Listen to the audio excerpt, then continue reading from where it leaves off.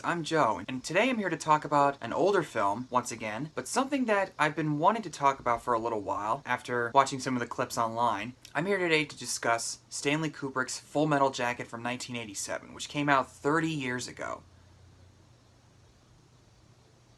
Wow, that's a long time.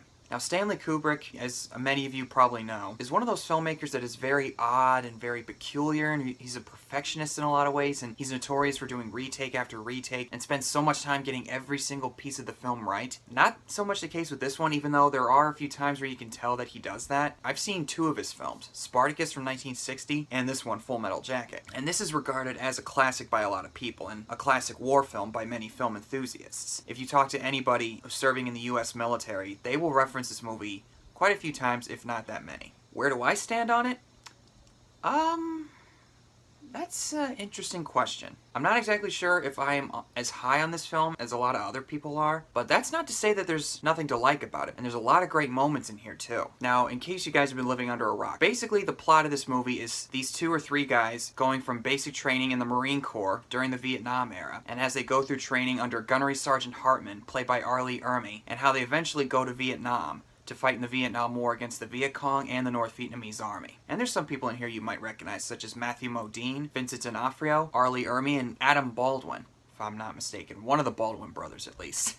And the guy who plays Private Cowboy, I recognize him from The Sandlot. He plays the adult version of Smalls, but I can't remember the actor's name at this time. So if you know who it is, feel free to tell me in the comments. But it's really hard for me to put into words what I like about this film, as far as the stuff that I do like about it, because a lot of people have said it by now. So, to provide an original experience for you, up until a couple of nights ago, I never really saw the film in its entirety. I mostly watched it for the first 45 to 50 minutes, which is the boot camp scenes with R. Lee Ermey, because that stuff is practically iconic at this point. And the Vietnam stuff I would only see in parts, but not from the beginning of that part all the way up to the end. But my mom and I gave it a watch, and needless to say, it was an interesting experience.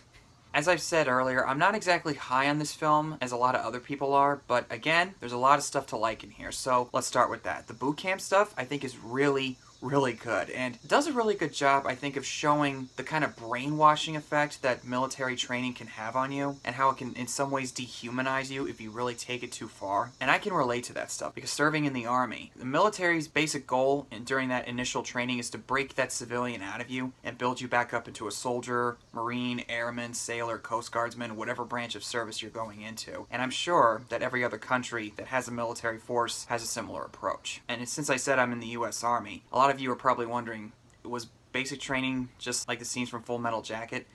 Left-hand side! Why is it tied to another bag? Get your headgear off, man! Go! Go! Can we move any slower? You don't wear headgear inside? Your legs straight! Get your foot over the side! Get your freaking gloves on! Lane 2 for repel! Lane 2 on repel! Lane 2 on repel! It wasn't easy, but as far as like punching you or smacking you in the face, no, they're not allowed to do that. Not today, at least. But that's a entirely different conversation. And if you look up on YouTube, there's plenty of clips online of Marine Corps boot camp with drill instructors practically screaming in recruits' faces. I mean, here's a little bit of that for you. I'm waiting for my spot! Yes, sir! Get your arms up! Get him up! Get them up right now! Aye, sir! Okay, what's your rifle serial number? I can't read it! Aye! This recruit! Aye! This recruit! This recruit can't read it, This sir! recruit sounds like a This recruit can't read it, sir! Get it out, sir! Get it out! Get out, respond, boy! Respond! Respond! Search it! The knife in the head, jump off it!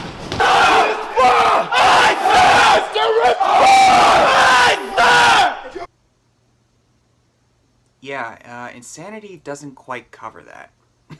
And what I just showed you was a taste of it. Look up on YouTube, USMC drill instructors. You'll find a lot of entertaining videos in that regard.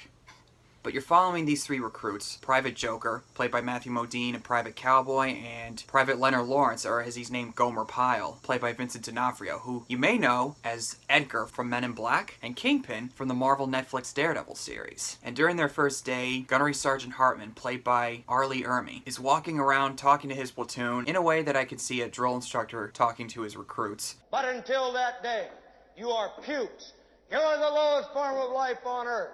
You are not even human fucking beings. Demeaning them in every way possible, yelling in their faces, and getting mad when Private Joker says something that he shouldn't be saying, when he's not allowed to say something. And then he has to deal with Leonard Lawrence, or as he deems, Gomer Pyle. And immediately you're like, this guy's gonna be some trouble, isn't he?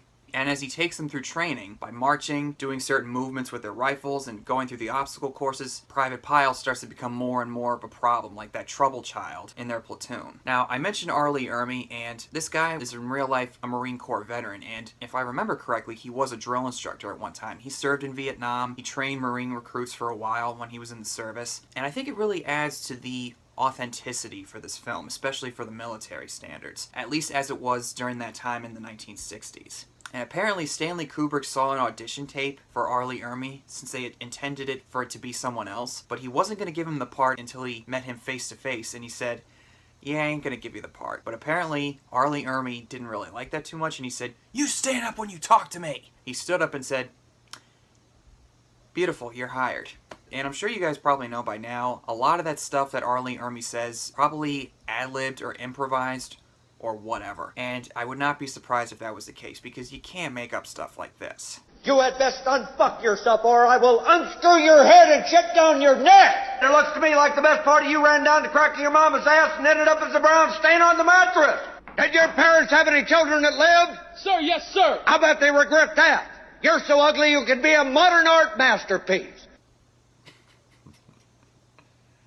As he takes his platoon through training, they go through the obstacle course, and Private Pyle starts to struggle, going through the obstacles, climbing up the ladder, swinging on the ropes, doing pull-ups and all that stuff. He causes more and more problems for the platoon, and then he has Private Joker help him out with certain things, such as putting his rifle together, tying his boots, doing the marching movements, and climbing over the obstacles. And for a while, Pyle seems to be improving, until one night when they're getting inspected before lights out, Hartman discovers that Pyle's footlocker's been unlocked. So he opens it and finds out that he stole a jelly donut from the chow hall. And he makes them do push-ups as a punishment for Gomer Pyle's doing. And probably screws up at least 1 or 2 more times until the platoon has finally had enough of it. And they haze him in the middle of the night. And Private Joker has to go along with it. It's a really sad and disturbing scene. Especially with this.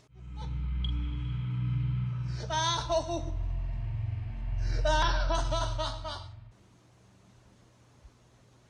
And the look on Private Joker's face when he covers his ears, that says it all. And after that, as the training continues along when they go into rifle training, Private Pyle starts to show signs of a severe mental breakdown when you see this 1,000-yard-like stare in his face, and he looks like he's just about to explode. It also plays into the weird atmosphere that Stanley Kubrick puts into this film. There's a lot of eerie music that plays during the hazing scene, and later on in the sequence where Private Pyle kills drill instructor Hartman and kills himself as well. And it also plays into the climax of the film later on. And another stepping stone for that is when Private Joker starts to notice that Pyle is talking to his rifle as they're putting it together. And my mom and I were talking about this earlier when we were discussing the film. Guys like Private Pyle should not have joined the military to begin with, but since it was the Vietnam era and it was the military draft, chances are that guy was probably drafted because during wartime, the military needs all the guys they can get in order to meet the needs of war. Maybe he volunteered, but maybe he was drafted, who the heck knows. But I've met a couple guys in my time of service where I go, how did that guy get into the military? How did this lady get this far in the army? Or how come this person is at this rank? But it shows in certain scenes where he expresses to Joker that everybody hates him. The way his face looks and the way his voice sounds, he's basically like a child. And he was pretty overweight. Not insanely overweight as you see in some pictures of people going to retail stores. But he was really out of shape, and up here, he wasn't all right upstairs. And it felt like after he got his platoon in trouble for that jelly donut and how Hartman was really grilling on him with his words, it seems to me like he took it way too hard and just lost it. So the platoon graduates boot camp. Cowboy is made an infantryman. Pyle's made an infantryman. Private Joker, on the other hand, is named a combat correspondent, basically like a news reporter for the Marine Corps. And during the last night of boot camp before they head off to the next phase of training, Joker's doing night watch throughout the barracks and discovers Pyle in the bathroom with a rifle with live rounds. And he warns him, don't do anything crazy, or Hartman's gonna come in here and he'll kill us. Gomer Pyle at this point has completely lost it, and he starts making all this ruckus in the bathroom, reciting the Rifleman's Creed, and Hartman comes in furious at what these two are doing. Joker informs him what Pyle is doing. Hartman tries to get him to give the weapon back, but of course, this happens. Didn't Mommy and Daddy show you enough attention when you were a child?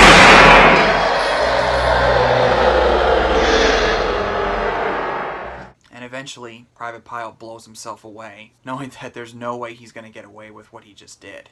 And I have to say, Vincent D'Onofrio is really good at playing crazy, over-the-top kinds of characters. A friend of mine who watched the first season of Daredevil did not like his performance as the Kingpin, said it was too over-the-top. Are you kidding me? To quote Chris Stuckman, this guy owns over-the-top. This guy's great at it, and he goes for it. He is that good at it. As far as the other actors go, Matthew Modine is pretty good. Arlie Ermey steals every scene that he's in, of course. And he even got nominated for a Golden Globe, apparently. Not that hard to believe. All that stuff I mentioned with the boot camp stuff, that I think is probably solid A+ material. But then it goes to the Vietnam scenes, which I'm guessing was a year or so later, in the year 1968. Joker is working for a unit called Stars and Stripes, and he's doing his tour in Vietnam, gathering various reports on what's going on throughout South Vietnam. He's been in country for a few months, but hasn't really seen any combat, and his fellow Marine, Rafterman, is very eager to see some combat, instead of just doing boring news stories all the time. And he's sent to look for this Marine platoon, where one of them actually turns out to be Private Cowboy. They reunite, and he meets some of his other fellow Marines, such as Animal Mother, who's probably one of the most badass and craziest people you'll ever meet. And it's one of my favorite parts when they go back and forth with each other. Oh, you seen much combat? Well, I've seen a little on TV.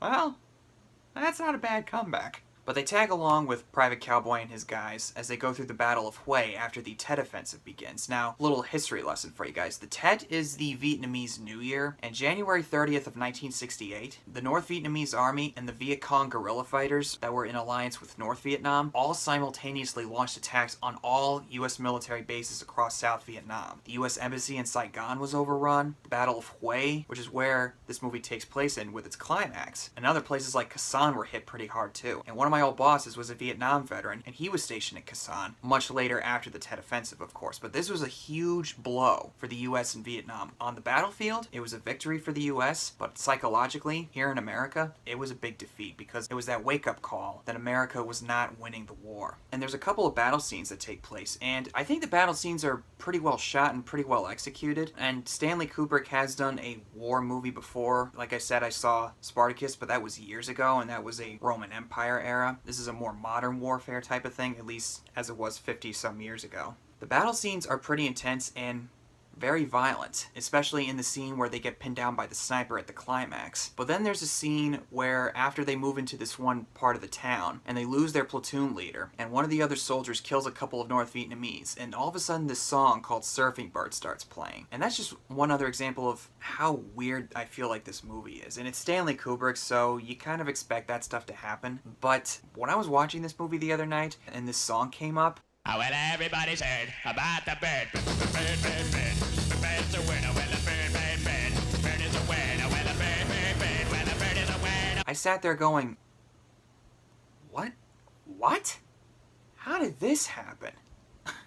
And they progress further into the city, where they later get pinned down by a sniper in one of the buildings. One by one, they start to sneak over, and they lose a couple of guys from the sniper. And then Private Cowboy, while talking on the radio, ends up getting shot. And because of that, Joker is dead set on revenge for his pal. They sneak into the building, and they find the sniper, which turns out to be a teenage girl. They shoot her, and she starts to pray and starts speaking in English. Shoot me. Shoot me. Joker says that they should kill her, just to put her out of her misery, and Animal Mother says, screw her misery. But Private Joker shoots her and kills her, and he finally earns that 1,000-yard stare that a lot of them were telling him that he didn't have, since he bragged about seeing some action. And then they march out of the city into the night, singing this weird song, and you hear this voiceover from Matthew Modine, I'm in a world of, but I am not afraid. Which I guess is another example of how war in the military can dehumanize you if you allow it to. And I like that idea, and I don't think any of this stuff in Vietnam is bad, but the problem I have with it is that when you put it together with the boot camp scenes, it doesn't really feel like one coherent narrative. There's really not much of a mention of how Joker felt about Private Pyle shooting himself during boot camp, and the only thing that's really holding it together and was when he meets Private Cowboy again from Paris Island. You could say that it might play into when Joker shoots that girl in the building because of the similar music that's playing, but once that time jump occurs from boot camp to the Vietnam scenes, as it goes along, that's the part where I start to feel like this feels like a totally different movie. Not exactly in a good way, but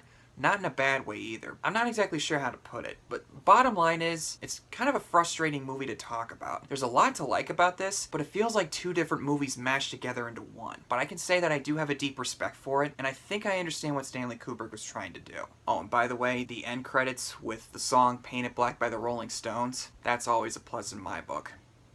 So those are my thoughts on Full Metal Jacket. Whatever your thoughts are, comment below and tell me whether you loved it, like it, thought it was alright, or did you hate it. Feel free to let me know, and I will see you guys next time.